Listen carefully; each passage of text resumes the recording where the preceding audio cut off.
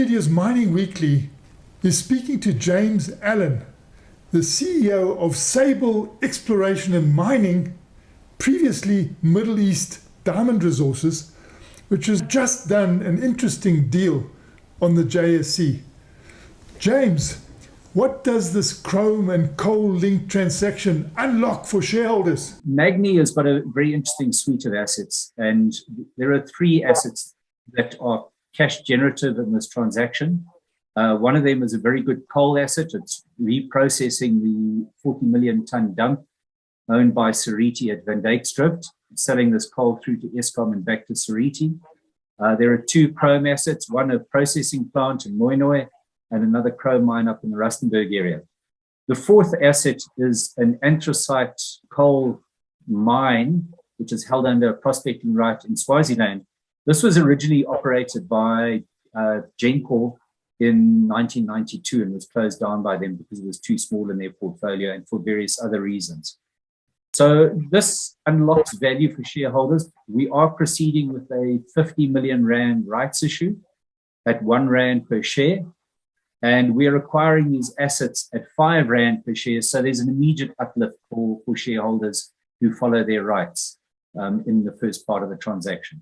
And what does the transaction do for the involvement of Magno Investment Holdings in the resources business?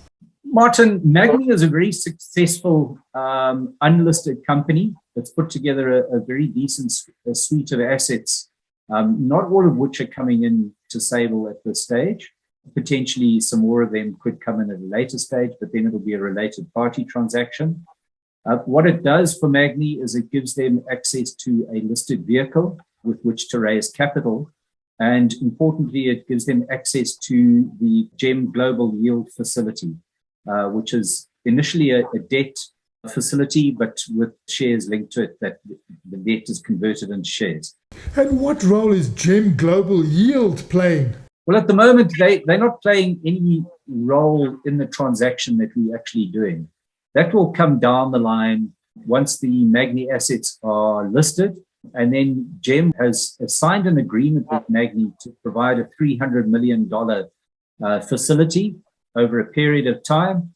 And Magno can choose to use this facility to raise capital by issuing shares and then getting capital from GEM to either develop an asset like the mine in Swaziland or to acquire other assets. And what other aspects are important about this transaction?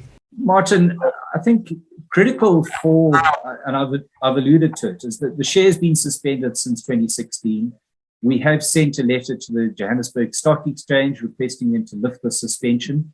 And this is critical for the rights issue. Firstly, because to do a rights issue, you've got to have a listed traded share so that the shareholders can trade their letters of rights.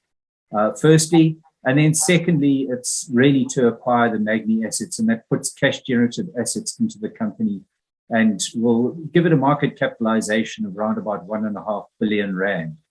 So it's a critically important transaction for shareholders. That was Creamer Media's Mining Weekly speaking to James Allen, the CEO of Sable Exploration and Mining.